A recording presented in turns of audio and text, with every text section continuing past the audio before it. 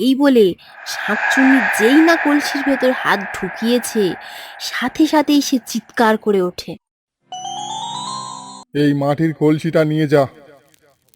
এ কোনো দেশে কলসি নয়, এ হলো জাদুর কলসি। এই বলে শাঁকচুন্নি একেবারে ছোট হয়ে কলসির মধ্যে ঢুকে পড়ে।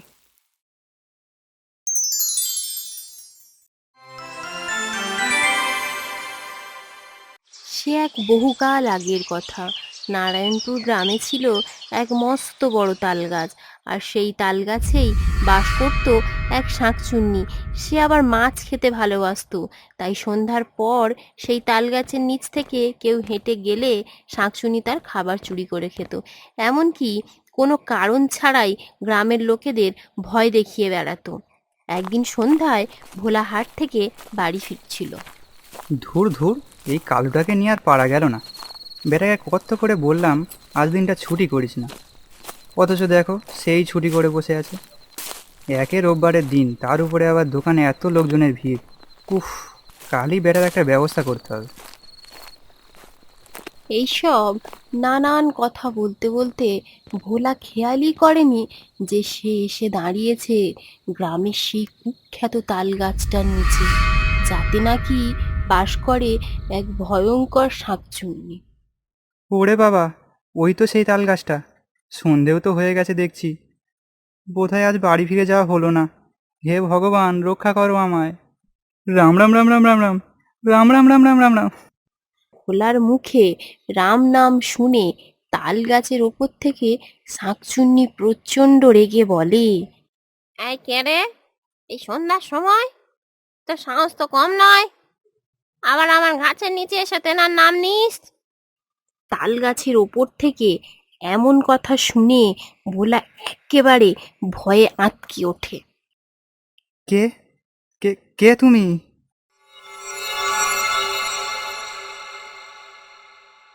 এই মুখ পোড়া, তুই কি এখানে নতুন নাকি রে? তুই জানিস না সন্ধ্যার পর এই পথ মারানো কারো সাহস হয় না? ওরে বাবা রে, এ যে সেই শাঁকচুন্নি, এখন কি হবে? ভোলা ভীত কণ্ঠে বলল, শাঁকচুন্নি দিদি, তোমায় দেওয়ার মতো আমার কাছে যে কিছুই নেই, দয়া করে আমায় ছেড়ে দাও। মরণ, আমি আবার কবে থেকে তোর দিদি হলুম রে? ওসব ছাড় ছাড়, আগে বল দেখি তোর ব্যাগে করে কি নিয়ে যাচ্ছিস। দে দে, আমায় তাড়াতাড়ি দে, বড্ড খিদে পেয়েছে। শাঁকচুন্নি দিদি, তোমায় দেওয়ার মতো আমার কাছে যে কিছুই নেই, দয়া করে আমায় ছেড়ে দাও। খিদে যখন পেয়েছে তখন তোকে খেয়ে আজ আমার ডিনারটা কমপ্লিট করি। শাঁকচুন্নি দিদি, তুমি যা বলবে আমি তাই করব, দয়া করে আমার কোনো ক্ষতি করো না। ও মা, তাই? আমি যা বলবো তুই তাই শুনবি? বেশ বেশ, তোকে আমি ছেড়ে দেব, তবে একটা শর্তে। রোজ সন্ধ্যায় বাড়ি যাওয়ার পথে তুই আমাকে একটা করে বড় দেখে পচা মাছ খাওয়াবি। আহা, পচা মাছের কি স্বাদ, কি গন্ধ, ভাবলেই জিভে একেবারে জল চলে আসে। সে কি, পচা মাছ এখন কোথায় পাই? বাজারে তো সব টাটকা মাছই বিক্রি হয়। ও, তাই তো, তোরা মানুষেরা তো আবার টাটকা মাছ ছাড়া খাস না।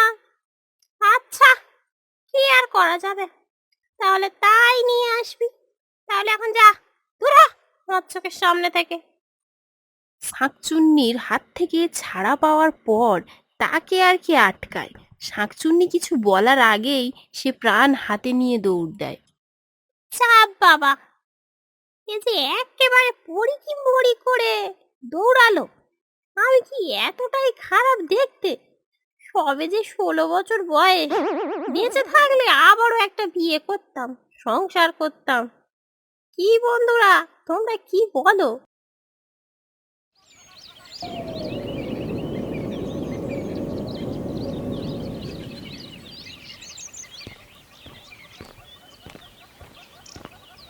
পরের দিন সকালে ভোলা রোজকার মতো একটা ব্যাগ হাতে নিয়ে তার কাজে বেরোয়। এদিকে শাঁকচুন্নি মনের আনন্দে তালগাছের মাথায় বসে তার লম্বা দুখানা ঠ্যাং দোলাচ্ছে আর বলছে, কি মজা, কি মজা, খাবো আমি মাছ ভাজা, কি মজা, কি মজা, খাবো আমি মাছ ভাজা। আহ, পেটটা কেমন যেন মোচড় দিচ্ছে। বেটা ভোলার আসতে এখনো অনেক দেরি।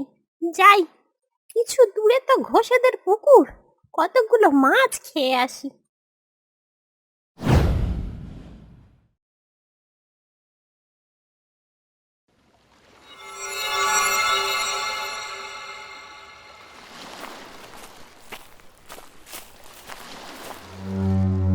এই বলে শাঁকচুন্নি তার লম্বা দুখানা হাত বাড়িয়ে ঘোষেদের পুকুর থেকে একটা পুঁটি মাছ ধরে নিয়ে আসে। সেই পুঁটি মাছ দেখে শাঁকচুন্নি তার মুখ কাঁচুমাচু করে বলে, এ তো পুঁটি মাছ। এ পুকুরের মালিক কি কি রে বাবা, দুটো বড় মাছও ছেড়ে রাখেনি। ধুর ধুর।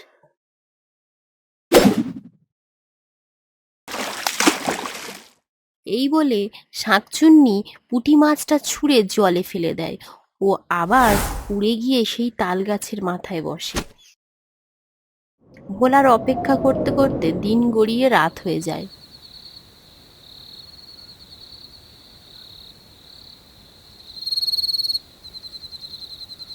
ভোলা বাড়ির পথ ধরে হাঁটছে এবং তার হাতে আছে একটা বেশ বড় সাইজের কাতলা মাছ। কিছুক্ষণের মধ্যেই সে শাঁকচুন্নির আস্তানার কাছে এসে পড়ে ও সেখান থেকে শাঁকচুন্নিকে ডাক দেয়। শাঁকচুন্নি দিদি, ও শাঁকচুন্নি দিদি, কোথায় গেলে? দেখে যাও তোমার জন্য কি এনেছি। অমনি তাল গাছ থেকে শব্দ ভেসে আসে। এই কে রে, ভোলা এলি? হ্যাঁ গো, তোমার জন্য মাছও এনেছি, তাড়াতাড়ি এটা নিয়ে আমায় যেতে দাও। আরে যাবি যাবি, আগে মাছটা তো দে। এই বলে শাঁকচুন্নি এক লাফে তাল গাছের মাথা থেকে এক্কেবারে ভোলার সামনে এসে পড়ে ও তার লম্বা দুখানা হাত বাড়িয়ে ভোলার হাত থেকে মাছটি নিয়ে মহা আনন্দে মাছ খেতে থাকে। কিছুক্ষণের মধ্যেই সে আস্ত একটি মাছ সাবার করে ফেলে। আহা, কি শান্তি! মন প্রাণ সব এক্কেবারে জুড়িয়ে গেল। এই ভোলা, তোর মাছ খেয়ে আমি বড় খুশি হয়েছি রে। এখন তুই যা, কাল আবার আমার জন্য একটা মাছ আনবি, কেমন?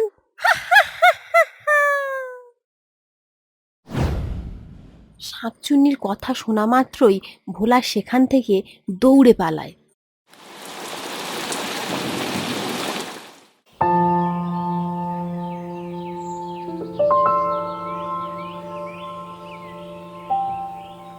একদিন সকালে ভোলা রোজকার মতো তার কাজে বেরোচ্ছিল। এমন সময় তার দেখা হয় বিষ্টুচরণের সাথে। আরে ভোলাদা যে, কেমন আছো? বাড়ির খবর সব ভালো তো? না ভাই, একেবারেই ভালো নেই। কি বলছো গো ভোলাদা? বৌদির কি আবার কিছু হলো নাকি? আরে না না, তোমার বৌদির কিছু হয়নি, সে এখন ঠিকই আছে, তবে সংসার একটু অভাবের মধ্যে দিয়ে যাচ্ছে। সে কি গো ভোলাদা, তোমার নিজের তিনখানা জমি আছে, বাজারে একটা দোকান আছে, তাতে খদ্দেরও তো তেমন কম হয় না। না না ভোলাদা, তোমার এ কথা আমি বিশ্বাস করতে পারলাম না। দেখো ভাই বিষ্টু, তুমি বিশ্বাস না করলেও আমার যে কিছু করার নেই, যেটা সত্যি আমি তোমায় সেটাই বললাম। আচ্ছা, বিষয়টা কি একটু খুলে বলবে তো নাকি? না হলে আমি বুঝবো কেমন করে? তখন ভোলা বিষ্টুচরণকে সমস্ত ঘটনা খুলে বলে।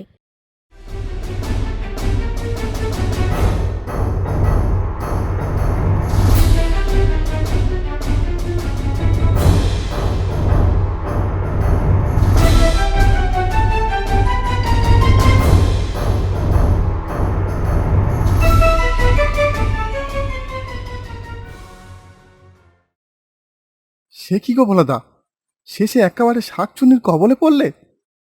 তবে আর বলছি কি, রোজ রোজ একটা করে আস্ত মাছ জোগাড় করতে গিয়ে আমার পকেট যে একেবারে গড়ের মাঠ। কি হলো ভাই, তুমি আবার কি ভাবছো?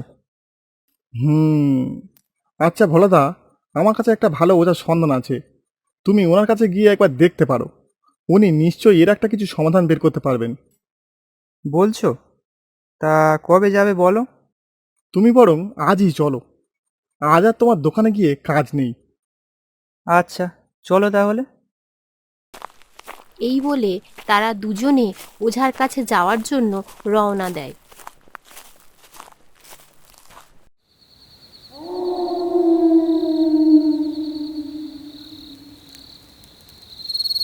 ভোলা ও বিষ্ণুচরণ ওঝার কাছে পৌঁছে দেখে ওঝা একটা লাল আসনে বসে ক্রমাগত কী সব দুর্বোধ্য মন্ত্র উচ্চারণ করছে। ওম হিং কিং ফট চামুণ্ডায় নমঃ। ওম হিং কিং ফট চামুণ্ডায় নমঃ। তার পরনে আছে গাঢ় লাল কাপড়, হাতে ও গলায় মোটা মোটা রুদ্রাক্ষের মালা, আর ওঝার সামনে জ্বলছে প্রকাণ্ড একটা অগ্নিকুণ্ড। চারিদিকে সাজানো রয়েছে মানুষের মাথার খুলি, হাড়, একটি মরা কাক, আর তার ঠিক পাশেই রয়েছে এক বাটি কিসের যেন তাজা রক্ত। ভোলা এসব দেখে খানিকটা ভয় পায়। ও, তোরা এলি? তা শাকচুন্নির হাত থেকে নিস্তার পেতে চাস তো? এ কি, আমরা আসবো তা আপনি আগে থেকেই জানতেন? আর আমরা যে একটা শাঁকচুনির কবলে পড়েছি তা আপনাকে কে বলল? আরে ভোলাদা, তোমাকে তো বলাই হয়নি। বাবা হলেন অন্তর্যামী, তিনি সব জানেন। বর্তমান, ভূত, ভবিষ্যৎ সবই যে ওনার হাতের মুঠোই। বেশ, তোরা যখন আমার শরণাপন্ন হয়েছিস, তোদের কোনো ভয় নেই। এই নে, এই মাটির কলসিটা নিয়ে যা। যে কোনো প্রকারে ওই শাকচুন্নিকে এই কলসিতে বন্দি করতে হবে। এ কোনো জেসে কলসি নয়, এ হলো জাদুর কলসি। পৃথিবীর কোনো শাকচুন্নির ক্ষমতা নেই এই কলসি থেকে মুক্তি পায়। ওঝা ভোলার হাতে কলসিটা তুলে দেয়। এরপর তারা দুজনে সেখান থেকে চলে আসে। ভোলা হাঁটতে হাঁটতে ওঝার দেওয়া সেই কলসিটা নিয়ে শাঁকচুন্নির তাল গাছের নিচে এসে দাঁড়ায়। হাই ভোলা, আজ এত দেরি করে এলি যে বড়? কই, দে দে, আমার মাছটা দে, বড্ড খিদে পেয়েছে। শাঁকচুনি দিদি, আজ তোমার জন্য একেবারে অন্য স্বাদের মাছ এনেছি গো। এই দেখো, এই কলসির মধ্যে আছে, একেবারে লাফাচ্ছে। তাই নাকি? তা কি মাছ নিয়ে এলি রে? শিং মাছ গো, শিং মাছ। তাই নাকি? দেখি তোর শিং মাছ। এই বলে শাঁকচুন্নি যেই না কলসির ভেতর হাত ঢুকিয়েছে, সাথে সাথেই সে চিৎকার করে ওঠে। ওরে বাবা রে, এতে কি রে?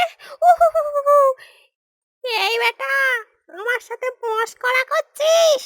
তোর শিং মাছ খেতে গিয়ে আমার হাতে যে মাছটা কাঁটা ফুটিয়ে দিল। ওই দেখো, আমার কি দোষ? শিং মাছ খেতে গেলে যে তোমায় কলসির মধ্যে ঢুকে মাছটাকে মারতে হবে, তবেই না তুমি মাছটা খেতে পারবে। ও, এই ব্যাপার। আগে বলবি তো, শুধু শুধু আমার শিং মাছের কাঁটা খেতে হলো। এই বলে শাঁকচুন্নি একেবারে ছোট হয়ে কলসির মধ্যে ঢুকে পড়ে। ওরে বাবা রে, গেলুম রে। উহু, ওরে, আমায় বের কর দে, আমি তো বের হতে পারছি না রে। বেশ হয়েছে, বড্ড মাছ খাওয়া শখ না? এবার থাকো সারা জীবন এই কলসির মধ্যে। এই মুখ পড়া, একদম ভালো হবে না বলে দিচ্ছি, তাড়াতাড়ি আমায় বের কর। শাঁকচুন্নি এইভাবে ক্রমশ চিৎকার করতে থাকে। শত চেষ্টার পরেও সে কলসি থেকে কিছুতেই বের হতে পারে না। এইভাবেই ভোলা শাঁকচুন্নিকে উচিত শিক্ষা দেয়।